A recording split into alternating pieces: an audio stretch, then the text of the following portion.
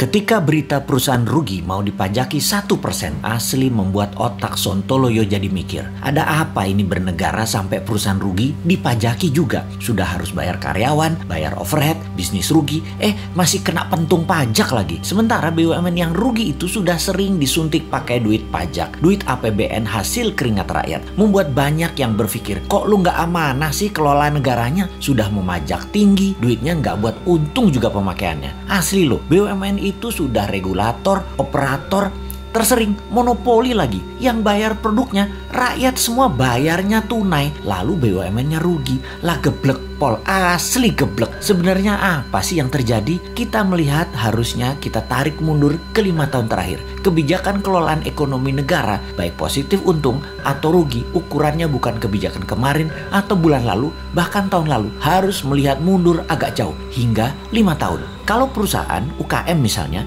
bisa terlihat langsung sebuah kebijakan bulan lalu membuat perusahaan untung atau perusahaan rugi. Bisa langsung terlihat. Keadaan ekonomi negara saat ini kita melihat faktanya adalah uang kering. Faktanya adalah uang yang beredar hanya 44% dari PDB. Banyak orang menahan uangnya untuk tidak muter. Ini sudah kejadian lama. Melambat dan melambat. Ekonomi turun karena keringnya uang beredar. Kita bandingkan dengan negara lain. Jepang saat ini uang beredarnya 120% dari PDB. Tiongkok 250% dari PDB. Amerika 200% dari PDB. Gini deh, kita kasih info tambahan lagi. Di Tiongkok yang transaksinya pakai non tunai itu 2 kali PDB Tiongkok yang 13.000 billion dolar. Sebanyak 26.000 billion dolar transaksi non cashnya. Indonesia hanya 6% dari PDB yang 1.000 billion tersebut. Hanya 60 billion. Langit dan dasar bumi perbandingannya. Gitulah kira-kira kita membandingkannya. Kemudian pajak mau naik 5%. Ada tax amnesty jilid 2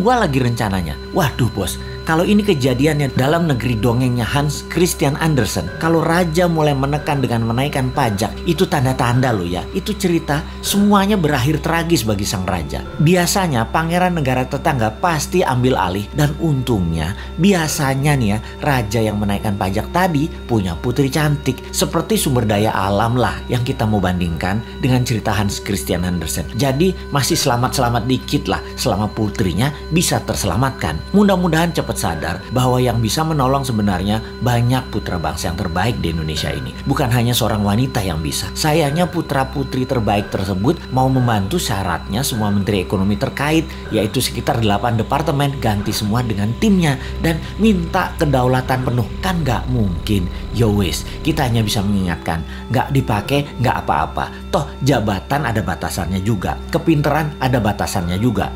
Tapi bener deh bos, kalau kebodohan mah gak ada batasnya. Kembali ke pajak. Ini yang buat nyesek kebijakan keuangannya dengan menaikkan pajak tinggi dan menekan. Kalian itu wahai pejabat tidak ikut membuat kaya rakyat, malah majekin. Kebijakan pejabat harusnya membuat makmur rakyat. Begini ilustrasinya. Kalau rakyat dapat 100, dipajaki 10, oke lah. Lalu sekarang dipajaki mau 12% atau 15%. Sementara pendapatan turun hanya jadi 80. Ya teriaklah rakyat. Bener deh. Kalau karena kebijakan yang bijaksana, rakyat dari 100 jadi 130, jadi 150, diambil 15%, ya nggak apa-apa juga. Begitu loh menjadi pejabat. Kebijakannya menghasilkan manfaat baik. Sekedar mengingatkan lagi, pendukung pejabat saat ini terbanyak dari bisnis properti dan batu bara. Lalu 5 tahun ini properti setengah mati, bahkan sebagian sudah mati suri. Cash beredar rendah, kredit bank buat beli properti dibatasi, perkantoran dan mal lengang karena pembatasan gerak manusia. Pariwisata dunia belum jalan baik ke Indonesia. Lengkap sudah penderitaan pemain properti di Indonesia. Dulu dibantu, sekarang terlupakan. Piye toh bos, jadi banyak yang merugi.